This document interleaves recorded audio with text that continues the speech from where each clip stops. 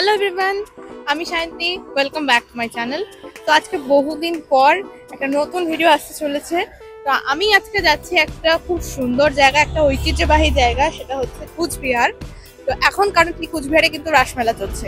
আমি first time এবার Rasmela experience করতে চলেছি আমি আমার লাইফে। আমার এক্সপিরিয়েন্স কেমন হবে না হবে সেটা আমি তোমাদের সাথে শেয়ার করব। আমি কি কি ওখানে ঘুরলাম, সেখানকার হিস্ট্রি সম্বন্ধে আমি তোমাদের সাথে শেয়ার করব। তো পুরো ভিডিওটা কিন্তু পুরো শেষ অবধি দেখবে। আজকে কিন্তু আমি ট্রেন দিয়ে যাচ্ছি না, আজকে আমি যাচ্ছি বাই রোডে। আমি এখন কারেন্টলি শিলিগুড়ির নৌকাহাট মোড়ে আছি। এখান থেকে অ্যাপ্রক্সিমেট 143 কিলোমিটার ডিস্টেন্স কোচবিহার। 3-3.5 ঘন্টা লাগার কথা, দেখা যাক আমি কতক্ষণে গিয়ে পৌঁছে। পুরো ভিডিওটা কিন্তু শেষ অবধি দেখবে আর সঙ্গে থেকো সাথে।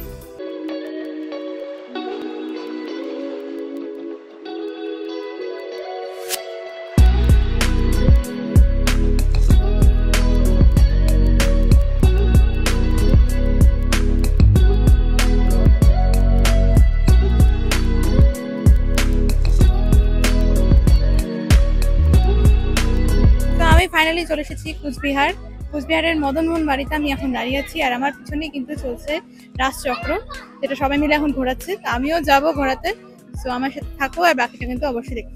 প্রায় 2 দশকেরও বেশি সময় ধরে এই রাস মেলা কিন্তু চলছে। কোচবিহারের 17তম রাজা মহারাজ হরেন্দ্র নারায়ণের সময়কাল থেকে কিন্তু এই মেলা শুরু হয়েছে। বর্তমানে কোচবিহার মিউনিসিপ্যালিটি এবং দেবোত্তর ট্রাস্ট বোর্ড যৌথভাবে এই ঐতিহ্যবাহী রাসমেলার আয়োজন করে থাকে। এই মেলাটি কোচবিহারের শ্রী মদনমোহন মন্দিরের প্রধান উৎসবকে কেন্দ্র করে কিন্তু অনুষ্ঠিত হয়। এই রাসচক্রটি একটি মুসলিম পরিবার কয়েক প্রজন্ম ধরে বংশ পরম্পরায় তৈরি করে আসছে। এটি মূলত বাঁশ এবং রঙিন কাগজ দিয়ে তৈরি হয়। রাসচক্রের সামনে রয়েছে পুতনা রাক্ষসী এবং শ্রীকৃষ্ণের একটি মূর্তি।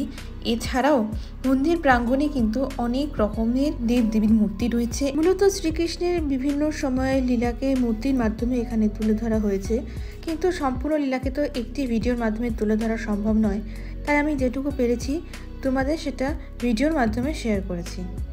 এছাড়াও মন্দির প্রাঙ্গণে প্রতিদিন সন্ধ্যায় কিন্তু যাত্রাপালা এবং কীর্তন অনুষ্ঠিত হয়।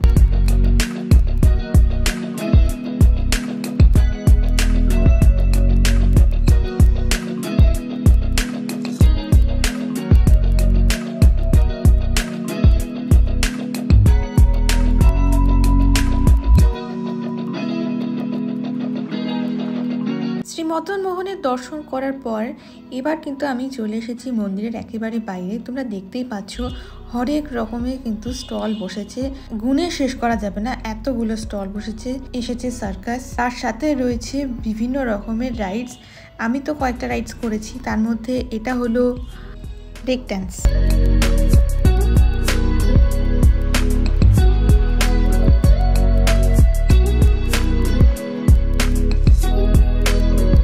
ঘোরাঘুরি মাঝে কিন্তু খাওয়া দাওয়াটা অবশ্যই ম্যান্ডেটরি, তাই আমি নিয়েছি ফিশ ফ্রাই, যেটা খেতে কিন্তু দারুণ ছিল।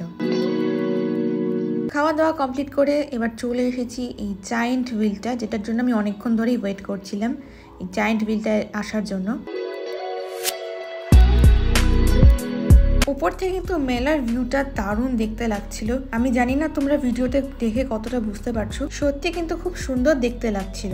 তো স্টেডিয়াম থেকে এবার আমি বাইরে বেরিয়ে এসেছি, তোমরা দেখতেই পাচ্ছ এখানে প্রচুর স্টল বসেছে আর লোকের ভিড় কিন্তু আস্তে আস্তে করে বাড়ছে। সামনে মানে যত সময় যাচ্ছে ভিড় তত বেশি বাড়ছে। স্টেডিয়াম থেকে মন্দির যাওয়ার পথে একটি ধর্মশালা রয়েছে, যেটি হলো আনন্দময়ী ধর্মশালা। কোচবিহারের রাজকন্যা তথা জয়পুরের রাজমাতা গায়ত্রী দেবী এটি উদ্বোধন করেছিলেন 2002 সালে। মহারাজা নৃপেন্দ্র নারায়ণের ভগ্নী আনন্দময়ী দেবীর স্মৃতিতে এই ধর্মশালাটি তৈরি হয়। তো এই ছিল কোচবিহার রাসমেলা নিয়ে আমার ছোট্ট একটি ব্লগ। এরকম ঐতিহাসিক মেলার সাক্ষী হতে পারে আমি খুবই আনন্দিত। আশা করছি তোমাদেরও খুব ভালো লেগেছে। কারা কারা রাসমেলায় গেছো আমাকে কমেন্ট করে কিন্তু অবশ্যই জানিও। ভিডিও ভালো লেগে থাকলে লাইক করো, কমেন্ট করো, শেয়ার করো। চ্যানেল কিন্তু সাবস্ক্রাইব করতে ভুলো না। দেখা হচ্ছে নতুন ভিডিওতে। Till then tata.